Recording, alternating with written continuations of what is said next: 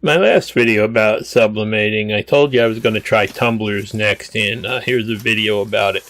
Now, I looked around for a heat press for doing tumblers, and I wanted something that was able to do both the 20 ounce and the 30 ounce tumblers. And I kind of narrowed it down to a couple of them, and I found that Vevor had this really nice adjustable heat press that's supposed to do them all. So I contacted them, and they actually agreed to send me one. So a couple days later, here it is, and I'm gonna get to try this out for the first time. Seemed to be about the most affordable press out there that was, capable of the size range that I wanted, and it's really impressive. It's nicer than I thought. I looked at it online, and it's really nice, well made, easy to assemble. You just have to plug in the one connector there, and I guess should you ever have problems with that heater, you could always change it out and just plug a new one in and just plug the power cord in there. And I will tell you, it came with a pair of heat-proof gloves, and these don't look like much, but boy, they work good. I was really happy to have them, and I'll show you in a little while. These things get hot, and I'm surprised they fit my big hand. So pretty much it might be a little big if you got small hands, but really perfect, and press is very adjustable. Now, I bought a batch of tumblers. These are 20 ounce ones I'm going to start with on Amazon. I just ordered a kit of 8 of them, and this is my first time looking at them actually. They come with plastic lids and straws and rubber bottoms and everything, but I'm just going to show you the tumbler here. And you can see the press does adjust down to the 20 ounce skinny tumbler size. And then they also have some ceramic mugs I want to do. Now, in that last video about the mugs, I showed you I tried a real ceramic mug, and that did not work at all. You need this special coated ceramic mug for the sublimation. And there you can see this press actually will hold 2 mugs at the same time.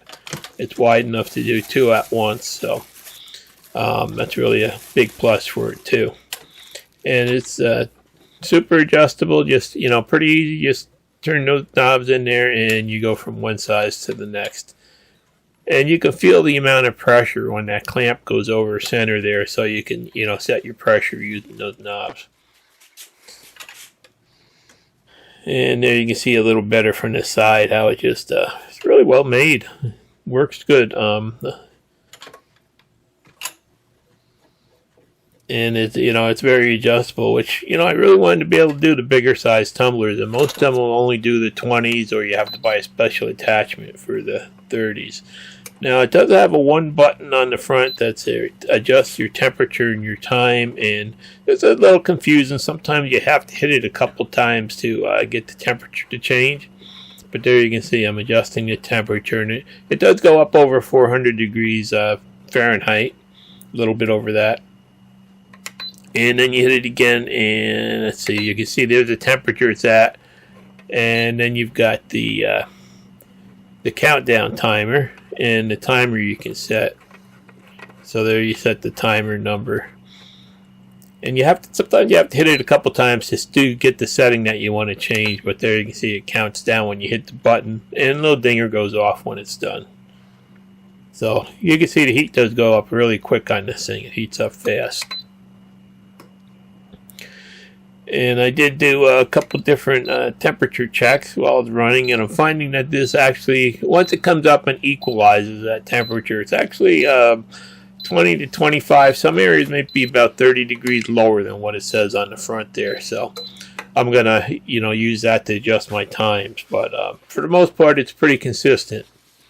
So I did print out some artworks on that sublimation printer that I converted, and there's my favorite pictures that I took out at Mount Rushmore on the way back from Sturgis one time. And I'm going to try that on a mug. So these new mugs, I read that you have to clean them with alcohol first, and then use a lint brush on them to get the lint off, so you have no fine lint left. So I'm just going to clean them first and then try wrapping them. I did have a little bit of a mess up here because I made these prints a little bit oversized on the length. I should have trimmed them down a little bit, and actually this one here is the one that shows up the worst on because it's a dark piece wrapped behind a light piece. But you want to wrap them really tight, and I bought some blue tape this time to try, a wider blue tape, because you really you need something that won't bleed through like some of the other ones do. But you really have to make sure that they're wrapped tight. Now, these mugs do come with a heat shrink sleeve, so you could heat shrink that on at this point if you wanted, and do them in the oven also. But once you do them in the oven is no good, so you can't use your cooking oven. It destroys it. You can never use it for food again because of the outgassing.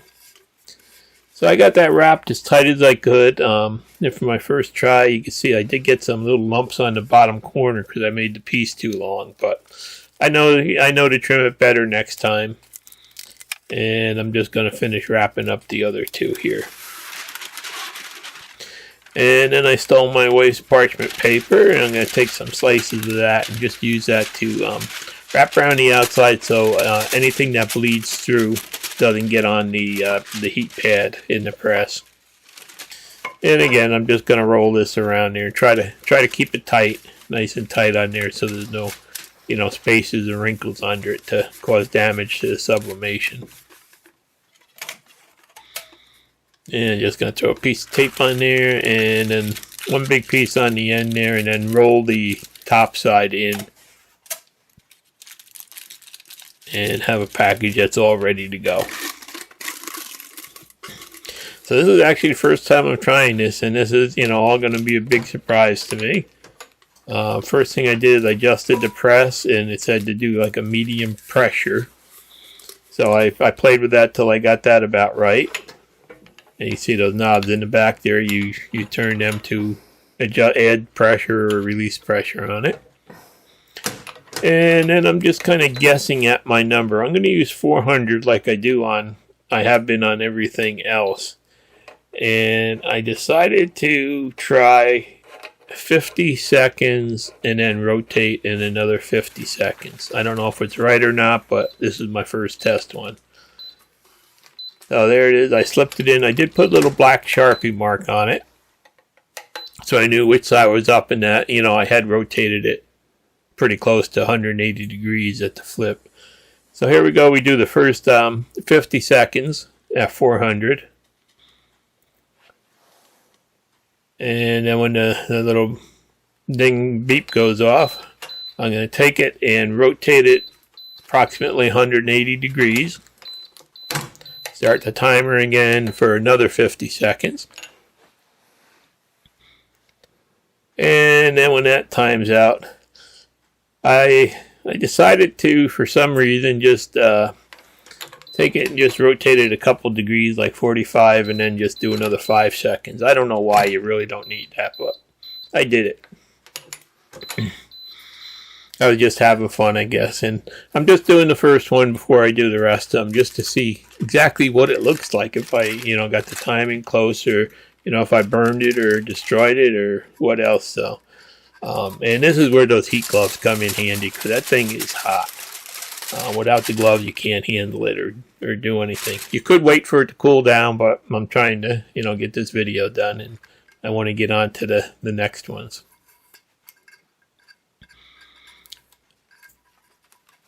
So, it's a little bit of a pain. I got this little pointy dental pick here to pick off the tape and stuff, and try not to poke it through and scratch anything. But I'm starting to like what I'm seeing here. It's starting to look like it's going to work. But the tape definitely does take a little while to get off when it's hot. Oh my God. Look at the colors and the clarity, and I mean, that is one of my favorite pictures I've ever taken, and it's just perfectly reproduced on this mug, and it's permanent on there now. Let's just get the rest of this off.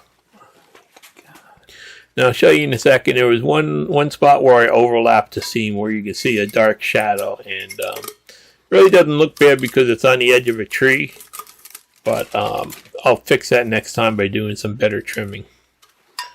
It's all a learning process for me. Alright, there we go. Look at that. Just gorgeous. I mean, I couldn't believe it. I can put any picture that I have now on a mug. And there you can see that little bit of shadow where the overlap was. But Otherwise, the thing is absolutely perfect. That's crazy. This is going to be fun. I can see a lot of good gifts made with this. So now that I know that that one worked out, and actually it looks like my settings were perfect for it, time to do the rest of them. And as I said before, I'm doing them at 400 degrees for 50 seconds, rotate them 180, and then do them another 50 seconds. And that seems to have worked perfect. And this press really is nice. It's just so easy to use. You can see how easy it is to clamp and use. And the button in the front takes a while to get used to. It is a little confusing, but it does work good. So let's peel the rest of these now. Oh my! And this one is that one I made to match my my cards and stuff. So again, it's just gorgeous. Came out perfect. A little bit on the bottom edges I didn't have wrapped perfectly tight because it was too long. It crinkled a little bit, but otherwise, you don't see that one is standing up after you got right there. Right there, a little bit. But otherwise, the top edges came out perfect. Look at the color of that wood grain and stuff. It's just gorgeous, I think. So there we are, another one, and here's the last one for this batch. And this is a gift that I made, and it just same thing. It's just absolutely came out gorgeous. This is for our boy, and it's his birthday, and I'm just so happy with how it came out. So I just wanted to show you, how good this thing actually did work. It really surprised me.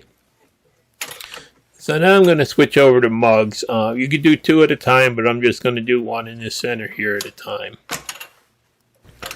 So again, first thing I'm going to do is set the size and the pressure on it. And here I've got a mug that's wrapped with an artwork that I did, and I'm just going to press that. And it said in the book for the sublimation paper, it said do 3 to 4 minutes. 3 minutes plus or minus a minute, actually. So I started with 3 minutes. And I'm just going to check it. And again, this is where those gloves come in handy because this thing is super hot right out of the oven. So I'm just going to take a peek before I go too far because I'm really not sure about the time. And it looks like it could maybe use that extra minute. I'm going to go for it.